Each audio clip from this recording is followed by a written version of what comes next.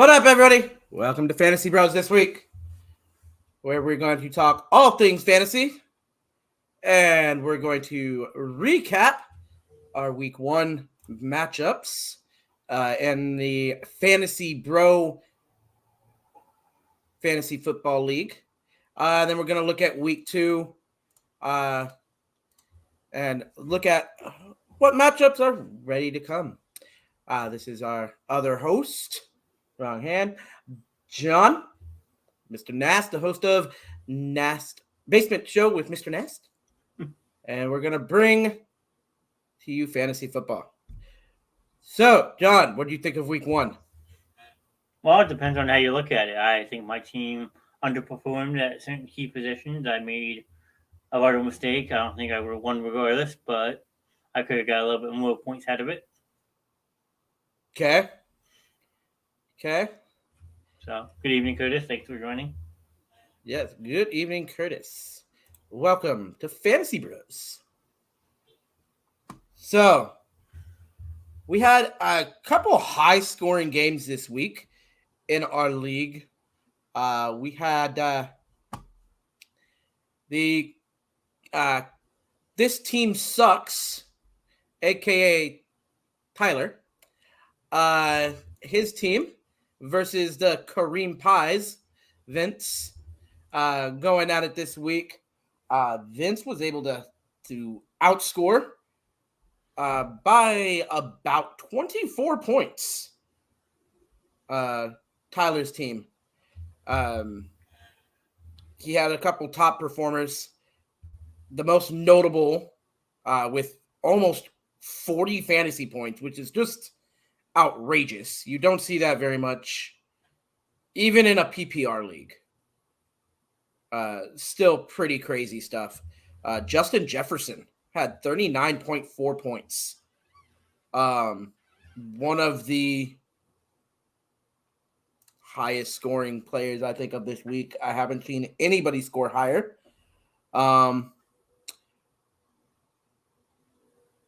So you had Justin Jefferson scoring him on, pulling up his stats.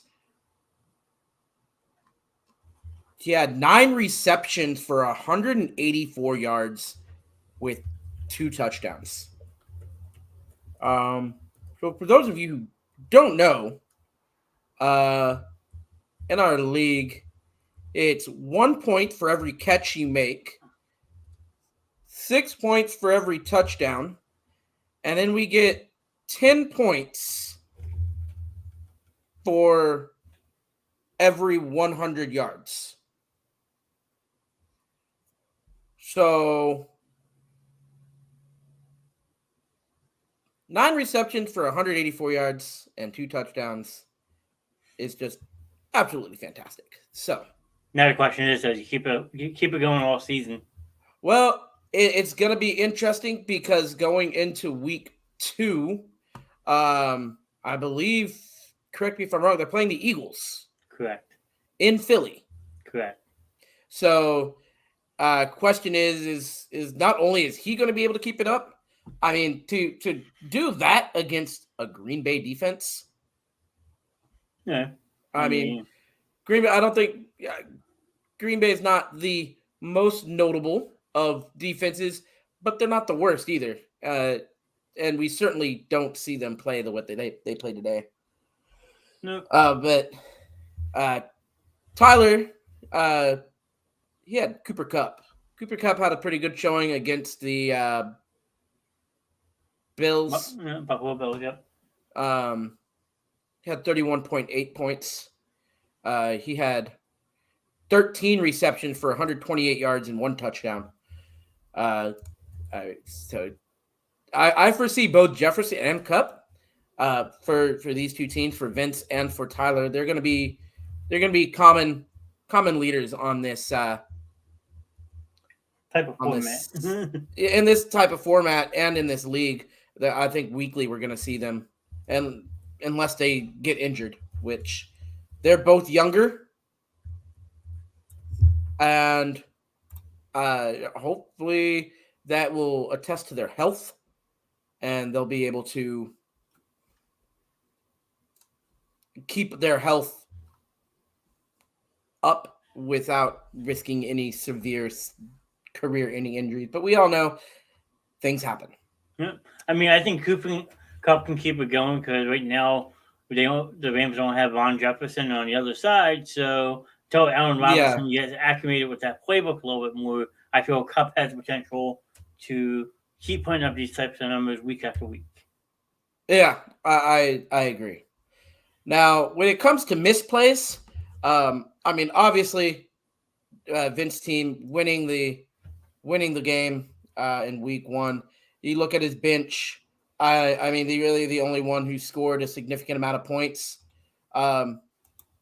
He could have played Pittsburgh's tight end, Pat Freiermuth. Freiermuth, yeah, second year play right at Penn State. So yeah, but because he played Kyle Pitts. Welcome, Michael. Glad you could join us. So he played Kyle Pitts against the New Orleans defense, and he was shut down. Only scored 3 points. But Pat down here for Pittsburgh scored 12. So he could have upped his score by another 9 points or so. Yeah. Now, Tyler, there really wasn't much that he could have done to up his points. That I just don't. His players just did not perform to be able to get that win.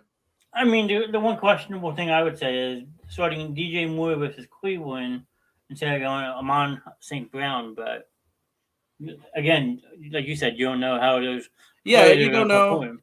And DJ Moore still scored more points than Amon St. Brown. No, he did not. By 1 point. I mean, so they did the same. There's really nothing he could have done. No changes that could have been made. I don't know. I don't know what you're looking at, but I'm seeing DJ Moore 8 points and then St. Brown 20.4 on his bench. Let me see here. No, you're right. You're right. Okay, I'm looking at what their projected was. Okay. Their projected was Amon St. Brown 13 and DJ Moore 14, but their actual was Amon St. Brown 20 compared to the 8, and that would have been 12 points. But I mean, when you have that 24-point loss, even that it would have been closer, but it wouldn't have been made a difference at all. Then we look at also after that game, we have Vince is 1-0, and then of course Tyler at 0-1. Looking at the next game, we had TJ's Team Panthers and Curtis's Team Foff. This one was unfortunately kind of a blowout. As much as I hate to say it, by 33 points. TJ was able to get that week 1 win, 132-99. TJ's high score of the day was Jamar Chase against Pittsburgh, who scored him 28.9 points, 10 receptions on 129 yards, one touchdown. Not bad. I think that's what we can expect that level of play from Jamar Chase. I think he's definitely going to be a notable weekly point leader. I agree. His other big score was, of course, Justin Herbert in that 24-19 win against Las Vegas. So that one was a big one. Other than that, what? Curtis is chiming in. It was a blowout with us testing the waters with Tulu and Hill. And Curtis, you can't go wrong with starting Tulu and Tyreek Hill every week. They're going to put up points for you. That's just unfortunate that they couldn't perform up the way you think they would, but I wouldn't give up on it just yet. Well, and I'm not saying Tua did bad. I mean, they beat the Patriots 20-7. So, but he could have performed better. Me personally, I would have played Mahomes over Arizona. That's just me personally. But so some of Curtis's notable players, his high scorer of the week was Antonio Gibson, the running back out of Washington, who scored him 20 points on the dot. He also had Tyreek Hill, who had 18 points. I think as we see Tua and Tyreek get more comfortable with each other, I think that could become a pretty good combo for Curtis here.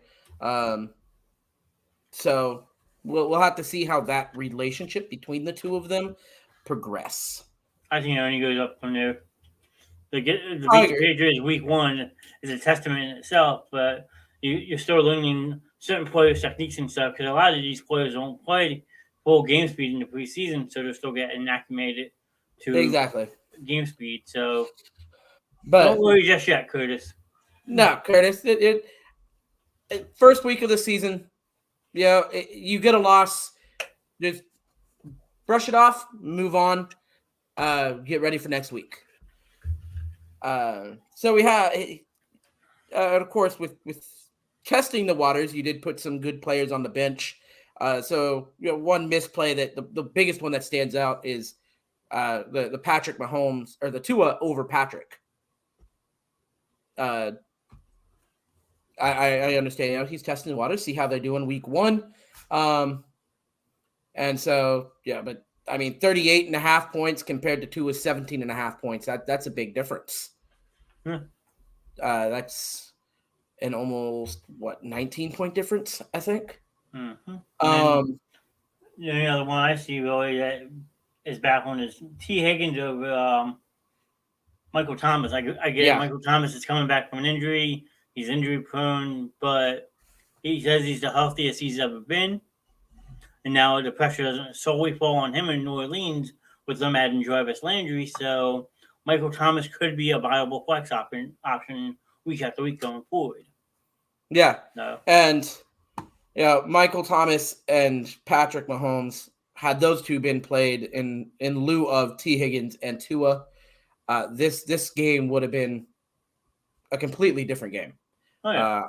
I could definitely see Curtis winning this game. Hey, I think so too. So, but you live and you learn. So just once again, Curtis, learn from what's happening now and just go back at it next week. And I agree. This is the time to make those kind of tests. At the beginning of the season, because you have plenty of time to make up for it. We still have 14 weeks before playoffs. And it's not that big of a deal because we all will make playoffs. You got to keep that in mind. It's only a 16 league too, so. Yeah. So, but there weren't really any notable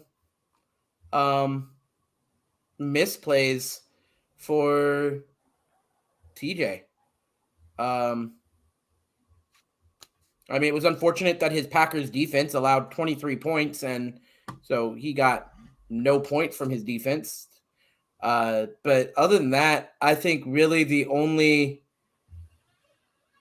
real misplay, maybe Gabe Davis over Terry McLaurin.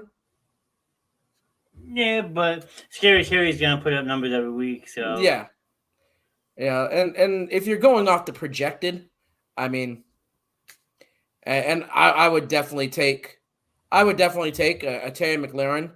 I'd take Scary Terry against Jacksonville over a Gabe Davis over Los Angeles any day. Because, I mean, the Rams have a terrific defense. So when you look at that too, making that decision when you don't know what's going to happen, hindsight's always 20/20. Yeah. So week 1, so you live and learn by week 1. Yep.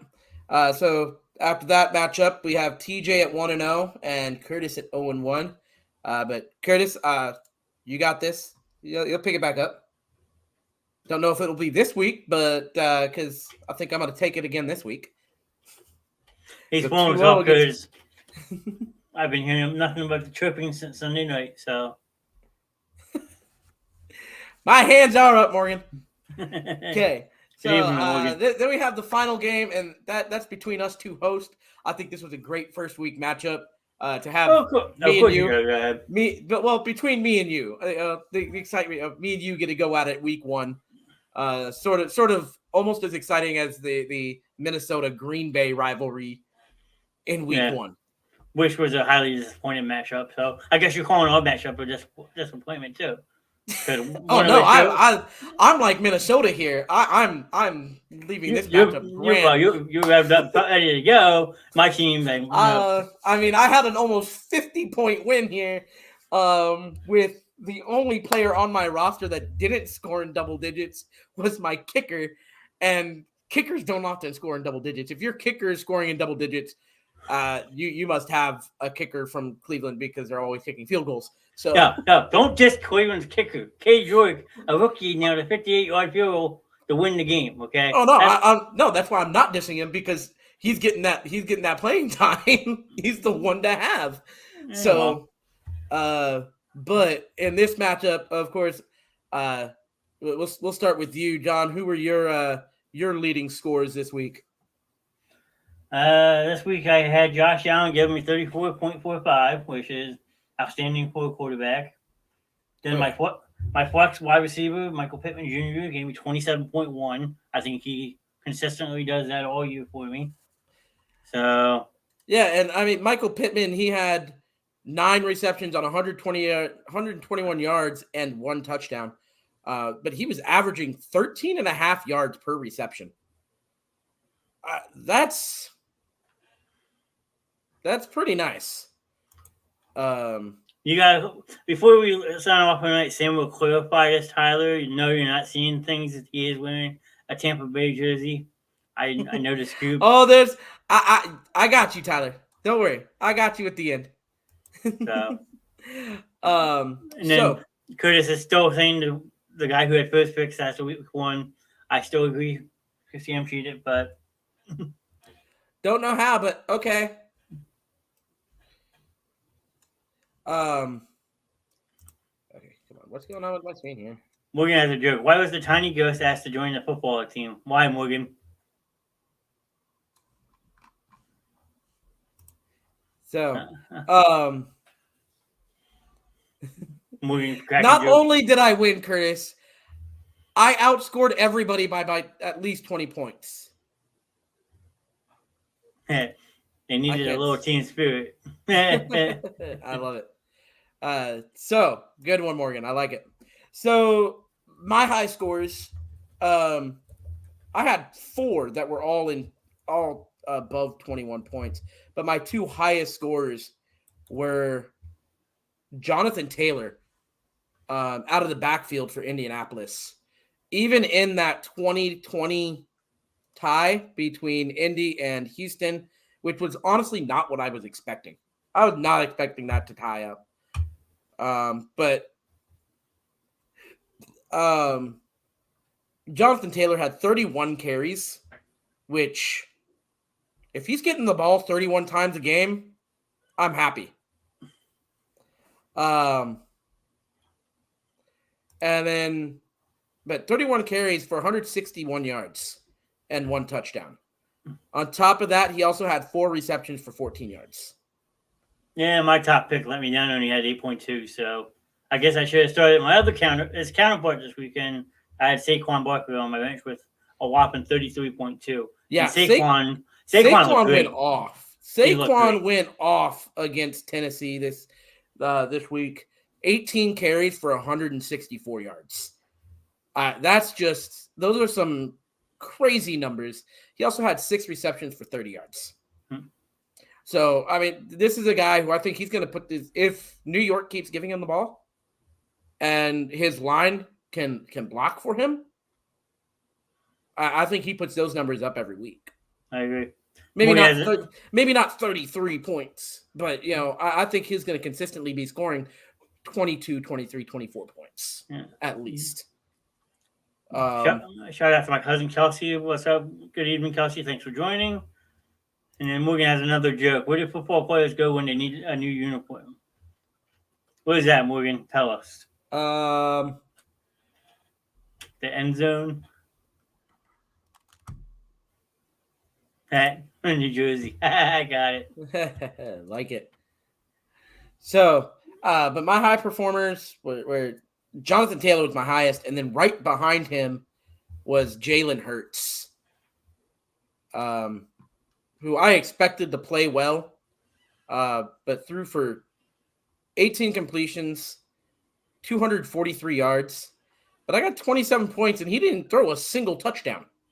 No, but he also had 80-something yards rushing and a touchdown. So 90 yards rushing and a rushing touchdown. So there was that.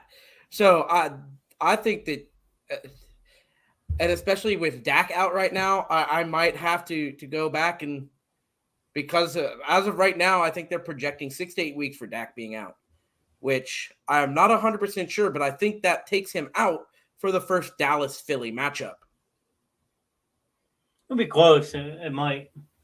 Because he'll be out until the end of October if their projections are right, but a lot of them are projecting that he can come back earlier.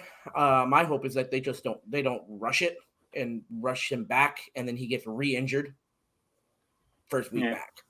That coming from a Cowboys fan. But I also some other notable ones were Stephon Diggs and AJ Brown, who both scored 26 and 25 points respectively.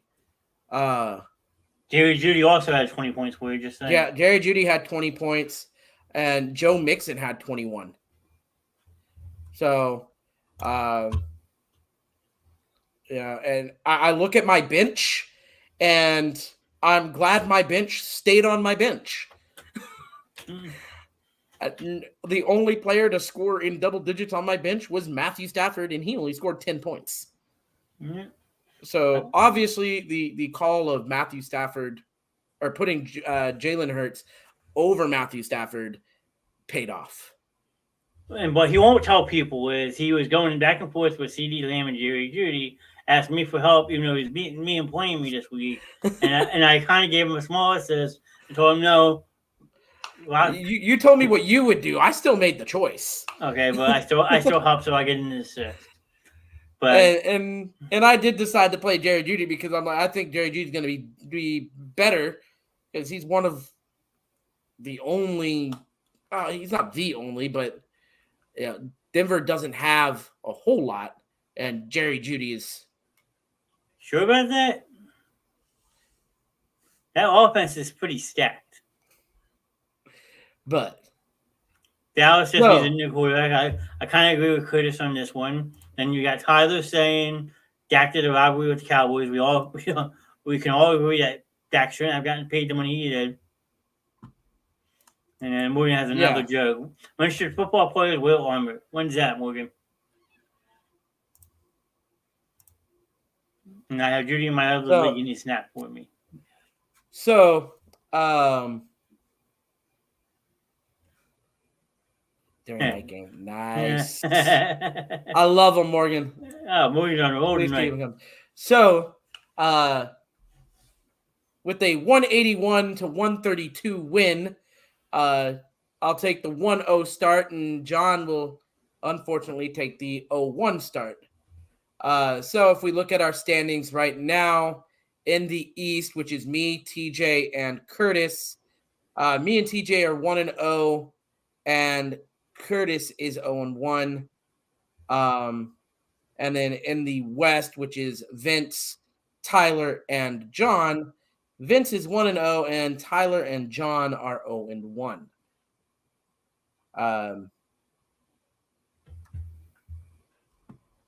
I'll bounce back. I know I will. I'm sure both Tyler and Curtis will as well. So it's only 1 week, buddy. You're not getting away from us that fast. Now, right now, TJ leads in points allowed. He only allowed 99.8. But I don't like that statistic, not in the fantasy league, because it's not like he allowed it, because it all depends on who the other team is. So, but right now in our points scored, right now Curtis is down at 6 with 99. John is in 5th with 132.75. TJ is in 4th with 132.95. Tyler is in third with 141.3. 141.4. Vince has 165.2, and then me with 181.25. So this league's going to keep shaping up, and we have some more excitement in next week's games. Tyler and TJ will go at it. That ought to be an interesting matchup. Verbally and physically. Sorry. Yeah. We might have a bout of fisticuffs on next week's episode of Fantasy Bros when we see Tyler and TJ maybe throw down in regards to this game. I mean, we want for a live press game interview, post game. Sorry. Yeah. Yeah. But we're definitely gonna have to look out for Herbert and Dalvin Cook for TJ's team. It's gonna be interesting to see what the Eagles can do to stop. Can the Eagles stop Dalvin? I think they can, but I think they got other things they got to worry about. Yeah, I mean, they didn't do a bad job of stopping Derek last week, and he's by far one of the best running backs in the game today. You got your team mixed up. Derrick Henry, you mean? The Giants played Derrick Henry. We played. The Giants. Sorry, the Giants did a good job of stopping Derrick Henry. We played DeAndre Swift and Jamal Williams, and they kind of ran all over us a little bit. So. We'll see how Dalvin does, and then Justin Herbert. Who are the Chargers playing? They're playing the Chiefs tomorrow night. Yep. Thursday Night Football on Amazon Prime. This is not a paid advertisement. I'm personally not a fan of Prime Video of Thursday Night Football. They got the money, so they're the one who won the bid. Cha-ching, cha-ching, cha-ching. Yeah, that's what it's all about. I'm not even going to do a sound effect for that one. I'm just going to do it with my own mouth. But then Tyler, look out for Lamar. Look out for Lamar and Cooper. They might have some good games as well. Then John, you're facing Vince. What are you looking at? How you? I mean, it's another tough matchup for me for sure. But I already changed my roster on, and it's like coin flip according to the app. But I don't know. I hope that Saquon can keep the ball rolling versus Carolina. I'm sticking with Josh Allen, obviously. I think Derrick Henry bounces back to some degree, hopefully. I think Debo Samuel's going to have to step up more that Elijah Mitchell's out, and Debo's a good combo wide receiver running back type player now. So, yeah. I wouldn't say I might pull out the win. Like I agree with Yap. I think it's a coin flip. So, well, I think it's going to be a good matchup. Yeah, definitely going to have to watch out for Tom Brady, and Justin Jefferson. I think he's going to have another. They're only projecting him at sub 20 points, but if he performs the way he performed last week, it might be unfortunate for your Eagles, but it's. And then Tom Brady, it's going to be interesting to see how he does against the Saints. I mean, the Eagles have a good secondary. Our problem is we play too much zone defense. And if you're a fan of that defense, kudos. I personally hate it because when you have too many holes opened. Yeah, well, we also have two of the best man-on-man cornerbacks in the whole entire NFL, and Darius Slay and James Bradbury Jr. Yeah. Why are you playing zone when you have two of the best that can lock down any wide receiver in the league? That's all up to the DC there. Well, he's on the hot side. Unfortunately. He's on the hot seat. I'm not lying to you when I say that. People want him going. So. And then in my matchup, it's going to be me and Curtis, the Texas Red Knights versus Team Foss 79. So as of right now, Curtis is actually projected to beat me by 2 points, 132 to 134. Let's go, Curtis. Sorry. I think everybody in this league would like to see me go down because apparently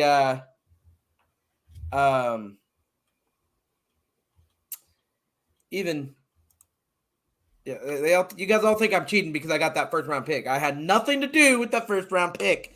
It was all random. So, well, going back, I pulled up Tyler's old comment for you. But we're definitely gonna see. I think for me, it's gonna be a hard call for me between Jalen Hurts and Matthew Stafford this week. Matthew Stafford going against Arizona after coming off a week where he had just a really, really rusty week.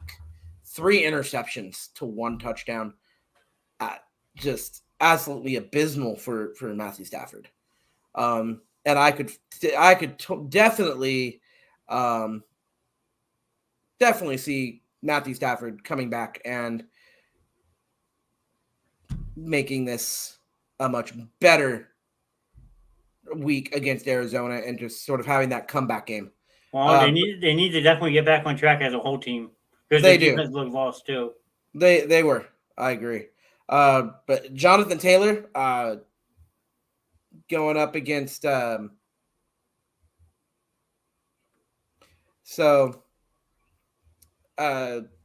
see, where is it? Stafford for LVP, losing valuable player. Jonathan Taylor at Jacksonville. I think he's going to have a huge game against Jacksonville. I think the whole Colts team, now that they came back from that 20-3 deficit last week versus Houston, should ride the momentum of that team going forward. Yeah. And just but then also going to have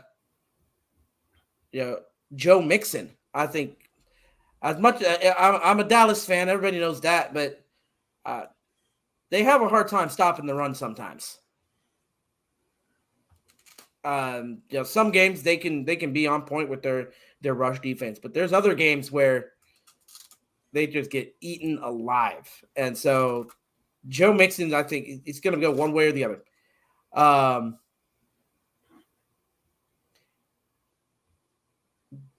Joe Mixon's either going to have a really, really good game, or Dallas is going to step up and actually help out. Their defense is going to step up and help out their lackluster offense, who only scored 3 points last week.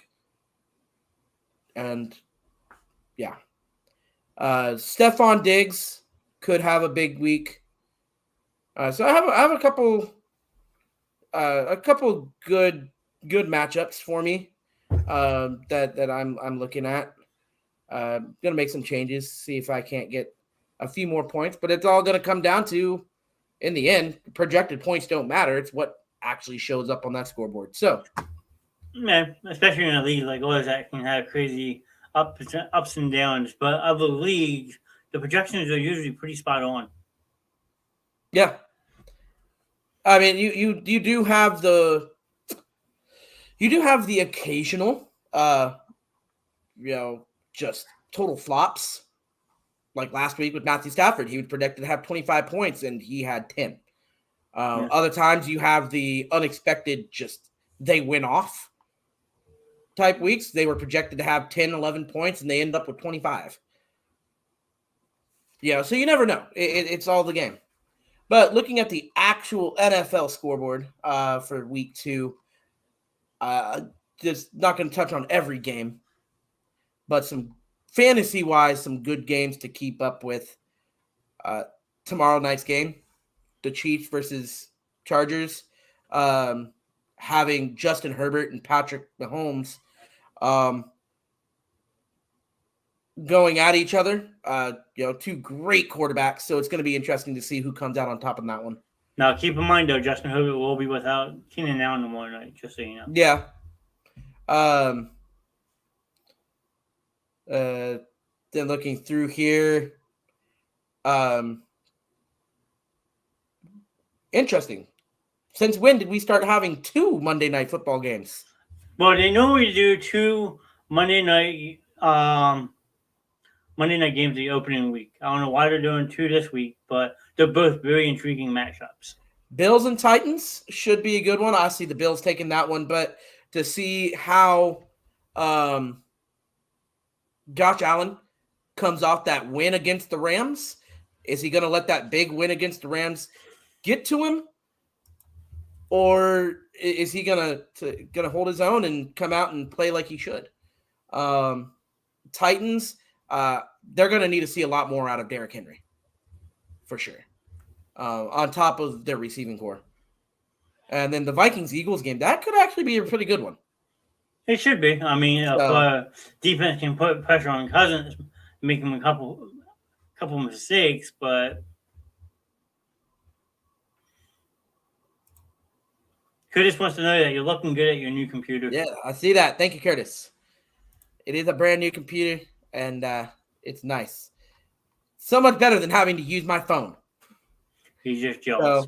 So, but and then save the best one for last, and let's explain to everybody exactly the New Orleans Saints Tampa Bay Buccaneers game. So, if you did not tune in last night to John and Tyler's show, a small, we'll call it a small bet was made that could make the difference for at least one person in his everyday life.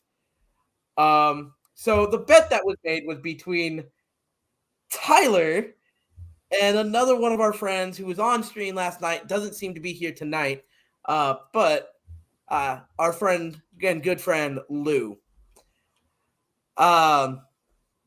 So Tyler here is a huge Buccaneers fan, and Lou over there is a huge New Orleans Saint game. So they decided to make the little bet that if the Buccaneers beat the New Orleans Saints, that Lou would have to come on stream with us one night, and he was going to have to wear a Tampa Bay Buccaneers beanie the entire stream. But it was Tyler's end of the deal that really made this interesting. You'd think, okay, well, if the Saints lose, then he'll come on stream wearing a Saints beanie. That's not what's going to happen. If the Saints pull off what I'm going to call a miracle, but it may not be as big of a miracle as I think. But if the Saints pull out the win, Tyler here is going to come on stream and shave off his beard. And I won't lie, he has a pretty nice beard. It's a good fluffy beard. He's gonna lose a lot of facial hair if he loses this bet. Sorry, Tyler, you're still here. So the reason for the Tampa Bay jersey, if any of you can see the number and know, this is actually Jameis Winston's Tampa Bay jersey. So I am supporting both sides. For Tyler, I'm wearing the Tampa Bay jersey. And for Lou, I'm wearing the Jameis Winston jersey. But honestly, just because I want to see Tyler suffer, I'm really hoping that Jameis Winston and the New Orleans Saints can pull off this win. I think we broke Tyler. I think we did break Tyler, but not as much as he's going to be broken if he loses this bet. Because there are now how many people in this stream that are going to hold him to it? Oh, more than enough. Plus, I had made a post on the group page last night as well. So exactly. Now, so the question is, do we do it Tuesday night or do we do it live here on Wednesday night and let him have the beard for one more day? That's a good question. I think we'll have to figure that out. We'll have to discuss that with him if that happens. Well, we also got to talk to Lou and find out when he would be available Tuesday or Wednesday night. But one way or another, someone's getting embarrassed live on one of these shows next week. So tune in for it. So, and I'll do what I did. I was messing with Sam earlier because I have control. So if I wanted to, I could make Sam complete full screen and have me disappear. So if Tyler loses, you will be front and center on the entire stream shaving your beard. And it will be posted on YouTube. Oh, absolutely. And saved to Twitch. Yep. Well, it says the Facebook, YouTube, and Twitch automatically after we're done recording. No, if you miss it, if you're not able to be there, you can go back and watch Tyler suffer. And if you really enjoy it that much, like I think I might go back and rewatch that happen 3-4 times. I mean, that's a great way to like and subscribe to my pages. Let's go. Tyler, what? I never agreed to that. Well, that's the part of being in the show business, Tyler. Everything's live and it automatically saves. And I'm going to figure a way to actually make clips and throw them up on Instagram too. Ooh, and TikTok. We can get him on TikTok. TikTok to all you. And TikTok, we can tag him on TikTok. So all of his TikTok followers can see him shaving his beard. Again, TikTok's not my specialty. So I think we're looking at a good week too. It's going to be interesting to see. Can the undefeated team stay undefeated? And can the teams that lost last week, can they pick it back up? Losing the building. And there is Lou. Speak of the devil and he shall appear. Lou, I got you. My Jameis Winston jersey just for you. Okay, come on now, boys. I think we bring them both on show no matter what next week. Oh, I think that they both need to be on the show because Tyler needs to be there if Lou has to wear that Bucks beanie, and Lou definitely has to be there if Tyler has to shave that beard. Yeah. So I think that would be great. If they can play nice, this is a PG-rated show. Unless they want to donate the quarters to charity, that's on them. So wait, is Tyler here telling me to burn a Bucks jersey? I think he is, because that's what it sounds like. I'm getting a small feeling too. So I'm thinking that he's not a true Bucks fan. I mean, I won't buy a Terrell Owens Eagles jersey, but that's my opinion. Who would buy a Terrell Owens jersey anyway? You'd be surprised how many are still in the crowd in Eagles games, okay?